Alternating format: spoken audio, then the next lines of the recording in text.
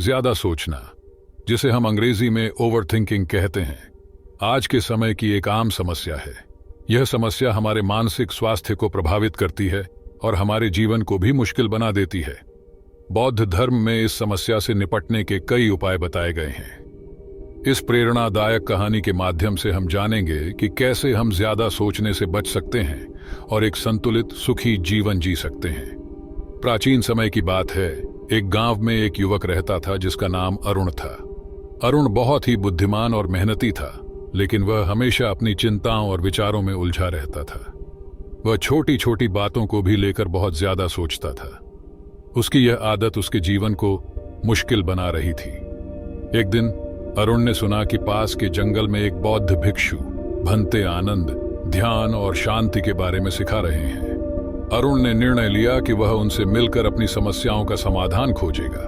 वह भिक्षु आनंद के पास गया और अपनी समस्याओं को बताया। भिक्षु आनंद ने ध्यान से अरुण की बातें सुनी और मुस्कुराए। उन्होंने कहा, अरुण, ज्यादा सोचना एक ऐसी आदत है जो हमें वर्तमान से दूर ले जाती है। हमें यह समझना होगा कि हमारे विचार हमारे नियंत्रण में होते हैं, न कि हम उनके नियंत्रण में। भिक्षु आनंद ने अरुण को वर्तमान में जीने की कला सिखाई।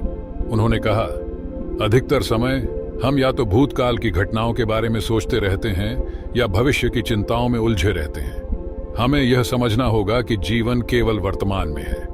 भिक्षु आनंद ने अरुण को ध्यान की विधि सिखाई। उन्होंने बताया कि नियमित ध्यान करने से हम अपने विचारों को नियंत्रित कर सकते हैं और अपने मन को शांत कर सकते हैं। उन्होंने अरुण को कुछ सरल ध्यान अभ्यास सिखाए और उसे नियमित रूप से अभ्यास करने की सलाह दी।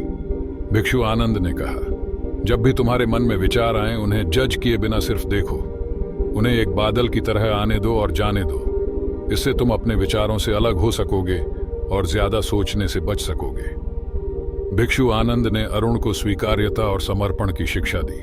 उन्होंने कहा, हमें जीवन में हर परिस्थिति को स्वीकार करना सीखना चाहिए। जितना हम किसी स्थिति का विरोध करेंगे, उतना ही हम उलझेंगे। समर्पण का अर्थ है जीवन को उसके स्वाभाविक प्रवाह में स्वीकार करना। भिक्षु आनंद ने अरुण को बताया कि सेवा और परोपकार करने से भी हम अपने विचारों से मुक्त हो सकते हैं। जब हम दूसरों की सेवा करते हैं तो हमारा ध्यान अपनी समस्याओं से हट जाता है और हम एक सकारात्मक ऊर्जा का अनुभव करते हैं। अरुण ने भिक्षु आनंद की सलाह मानी और नियमित रूप से ध्यान करने लगा। धीरे धीरे उसने देखा कि उसके विचार कम हो रहे हैं और वह अधिक शांत और संतुलित महसूस कर रहा है।